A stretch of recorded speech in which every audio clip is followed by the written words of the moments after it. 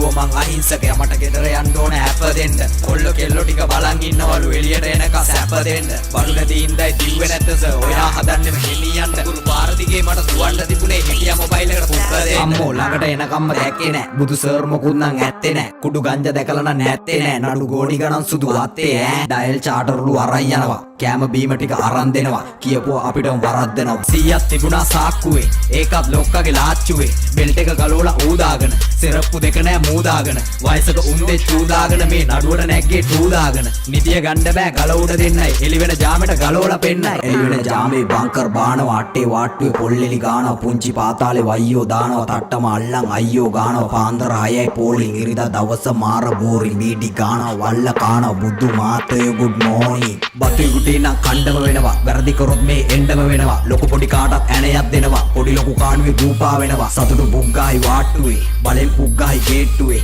jailer රාවොත් මාට්ටුවේ 62 දානවා ලාච්චුවේ